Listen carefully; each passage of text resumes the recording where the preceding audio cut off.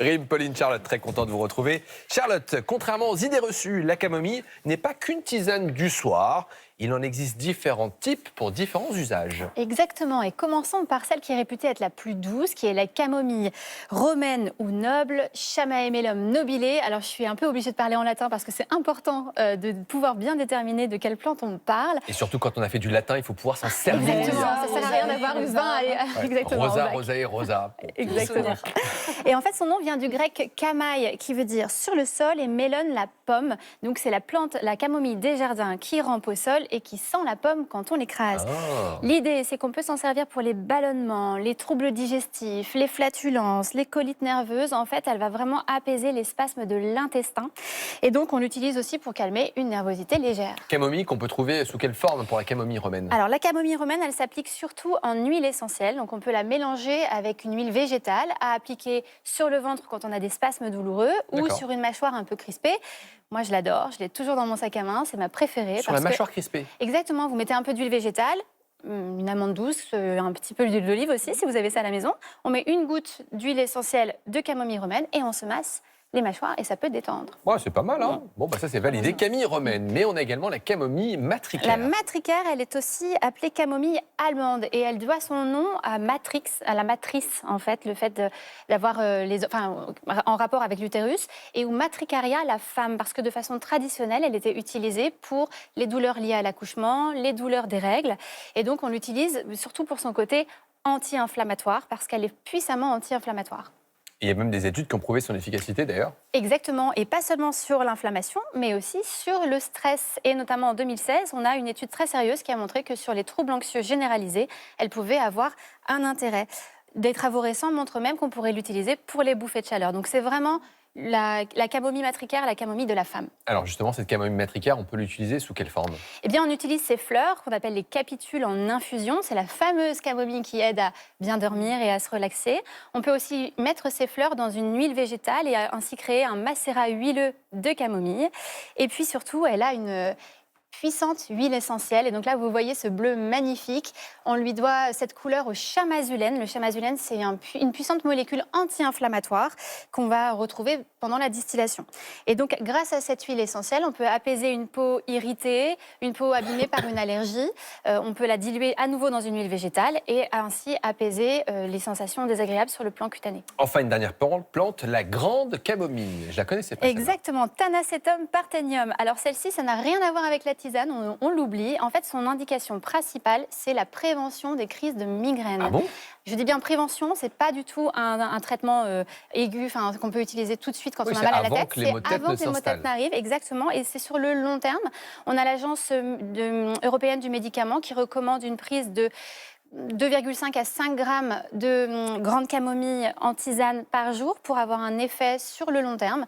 Donc l'idée, c'est vraiment d'en consommer un peu tous les jours pour éviter d'avoir des migraines. Ça diminue la fréquence et l'intensité des migraines. Alors, Charlotte Gaspard, je rappelle à nos téléspectateurs que vous êtes médecin généraliste et c'est des traitements que vous utilisez avec des patients avec... Alors, c'est vrai qu'on parle des études, mais on aime bien aussi le retour d'expérience. C'est des choses qui aident, parce que souvent, on se dit, on ne veut pas de médicaments, mais en même temps, on a un syndrome, on aimerait ne pas l'avoir. Eh bien, au cabinet, moi, j'utilise toujours les plantes comme un palier vers l'allopathie. C'est-à-dire que quand j'ai l'impression que c'est suffisamment accessible, que ça va être efficace chez mes patients, je le tente. On peut essayer, on se laisse 2-3 mois et on voit ce que ça donne. Rim, Pauline, est-ce que c'est des choses qui vous tentent d'aller un peu plus vers les plantes validées par la science et un peu moins peut-être que vers les médicaments? En tout cas, oui, ça serait une volonté de ma part, parce que c'est vrai qu'on a tendance, la mauvaise habitude, à tout de suite prendre les médicaments, mais je trouve que je ne savais pas que cette vertu-là de la camomille en prévention, et j'y penserai à l'avenir. Et ça s'inscrit dans une tendance générale de déprescrire, c'est-à-dire qu'on invite les médecins généralistes à alléger nos prescriptions. Et pour moi, la plante, elle trouve vraiment là son intérêt, parce que c'est ici qu'on peut proposer un palier et on voit si ça fonctionne. Alors, vous parlez de prescription, et d'ailleurs, parce qu'en fait, on prescrit également des plantes parce qu'il peut y avoir des interactions et des contre-indications respectées. Exactement. Ces 3 plantes, elles appartiennent à la famille des astéracées. Donc, si vous êtes allergique et que vous le savez au pissenlit, parce que ça, souvent, c'est quelque chose avec lesquels on a été en contact, donc on sait qu'on est allergique au pissenlit, à l'armoise, au chrysanthème, on fait très attention. Pour les huiles essentielles, même quand elles sont réputées douces, on en parle toujours avec son médecin ou son pharmacien pour apprendre à les utiliser, à les diluer. On ne les utilise jamais pur, en tout cas sur la peau. On fait toujours très attention. Là, on va aussi éviter les camomilles pendant la grossesse parce qu'elles auraient un impact sur le muscle utérin. On en a parlé notamment pour la matricaire, qui pourrait avoir un impact pendant la grossesse. Et puis, quand on est sous traitement anticoagulant, en général, on fait très attention avec les plantes. Il pourrait y avoir des interactions avec les camomilles. Eh bien, merci de toutes ces explications. En résumé, est-ce qu'on peut se redonner les 3 plantes avec les 3 indications? Exactement. Si on a des spasmes abdominaux et un stress léger, on va aller sur la camomille romaine. Si on a plutôt une inflammation un peu installée, une peau irritée, une anxiété plus forte, la camomille matricaire. Et pour les migraines à répétition en prévention et pour éviter qu'elles s'installent, la grande camomille. Eh bien, merci de toutes ces explications. Avec plaisir. Et tout de suite, on retrouve la chronique de Pauline Déroulède.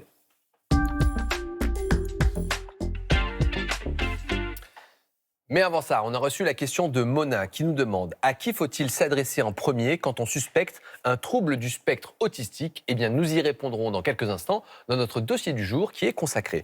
Pauline, vous avez choisi un mot, une photo et un contenu qui vous ont marqué et qui ont marqué l'actualité. On commence par votre contenu. Et mon contenu, c'est des nouvelles de Lindsey Vonn. Vous vous en souvenez, on en avait parlé ici déjà dans le magazine de la santé. Il y a quelques semaines, voilà, on le voit en image, on avait parlé de sa terrible chute au dernier jeu d'hiver. Donc elle s'était déjà fait une semaine avant une rupture du ligament. Elle avait quand même décidé, malgré tout, de prendre le départ, ce qui était déraisonnable pour certains. Je me tourne vers Jimmy. On a eu un débat mais c'est vrai que lors de cette dernière descente, 13 secondes pour être exact, elle avait chuté à nouveau et cette fois-ci, l'addition était très lourde. Plusieurs fractures très importantes, complexes. Elle a subi, on le voit, un nombre très important d'opérations chirurgicales. Elle a même échappé de peu à l'amputation. Alors c'est vrai que les images ont été très commentées et très impressionnantes. La vraie question qu'on s'est posée, c'est est-ce qu'elle va réussir à revenir après tout ça? Moi, je crois en ma petite Lindsey. Écoutez, moi, je pense qu'on commence déjà à avoir la réponse. Elle a donné de ses nouvelles elle-même à travers ses réseaux.